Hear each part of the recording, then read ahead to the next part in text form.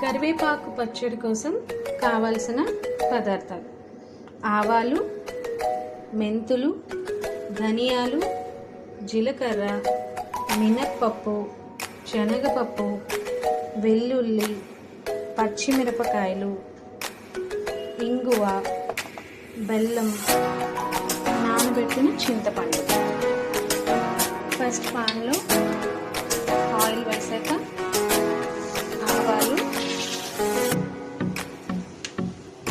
ఆవాలు చిట్టుపట్లాడాక ఇప్పుడు మెంతులు ఆవాలు కాస్త మీడియం ఫ్లేమ్లో ఎర్రగా వేగే వరకు ఆగాలి. మెంతులు వేగాక ధనియాలు,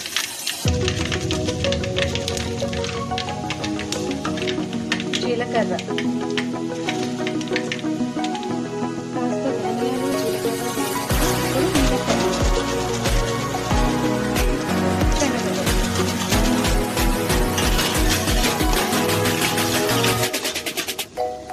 ఇవన్నీ కాస్త రోస్ట్ అయ్యాక ఇప్పుడు వెల్లుల్లి, నెక్స్ట్ గ్రీన్ చిల్లీ.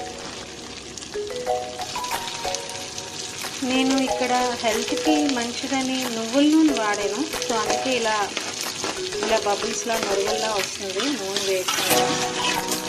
సో మీకు నువ్వుల నూనె కాకుండా మామూలు ఆయిల్, రిఫైండ్ ఆయిల్ వాడాలంటే మీ ఇష్టం.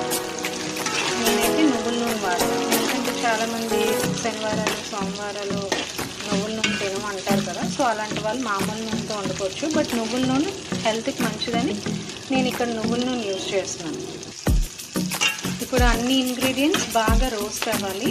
ఇలా రోస్ట్ అయ్యాక బాగా వాష్ చేసుకొని ఆరబెట్టిన కరివేపాకు ఆకులు, బాగా వాష్ చేసుకొని తడి లేని కరివేపాకు ఆకులు వేసి రోస్ట్ చేయాలి. ఇప్పుడు కరివేపాకు,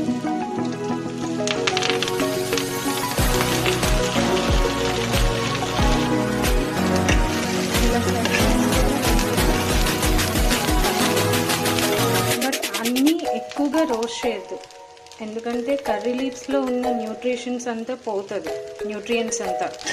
సో కర్రీ లీఫ్లో ఉన్న న్యూట్రియంట్స్ అంతా పోకుండా మనం దేనికైతే ఈ కర్రీ లీఫ్ పచ్చడి చేస్తున్నామో అది యూజ్ అవ్వాలి అంటే ఎక్కువగా రోస్ట్ చేయకూడదు. ఇలా ఒక 70% వరకు డ్రైగా ఫ్రై అయిపోయినట్టు రోస్ట్ చేయకూడదు.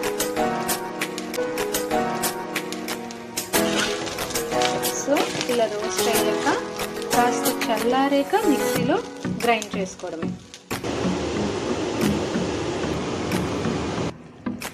ఇలా గ్రైండ్ చేసాక ఇప్పుడు మళ్ళీ అదే పాన్లో కొంచెం ఆయిల్ వేసి చింతపండు రసం, నెక్స్ట్ కొంచెం బెల్లం. ఒకవేళ స్వీట్ ఇష్టం లేని వాళ్ళు బెల్లం స్కిప్ చేసేయచ్చు. తీయగా పుల్లగా కారంగా పచ్చడి కావాలనుకున్న వాళ్ళు బెల్లం వేసుకోవచ్చు. బెల్లం ఏం నెసరీ కాదు, స్కిప్ చేసుకోవచ్చు.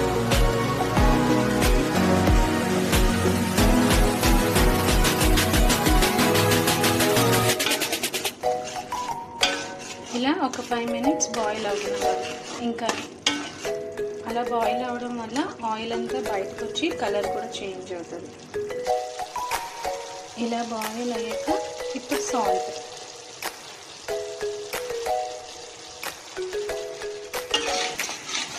ఇలా థిక్గా ఫామ్ అవ్వడానికి నేను మోర్ దెన్ 5 minutes వరకు బాయిల్ చేస్తాను.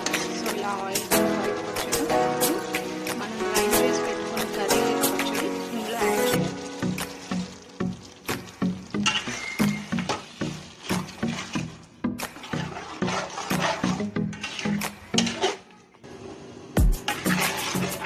మొత్తం మిక్స్ చేసాక స్టవ్ ఆఫ్ చేసేయండి. నెక్స్ట్ ఇప్పుడు సెకండ్ పోపు, చిన్న కలర్ పెట్టి సెకండ్ పోపు ఇప్పుడు ఫైనల్గా పోపు వేసి పచ్చడి నిల్వ పెట్టుకోండి. ఆయిల్, ఆవాలు,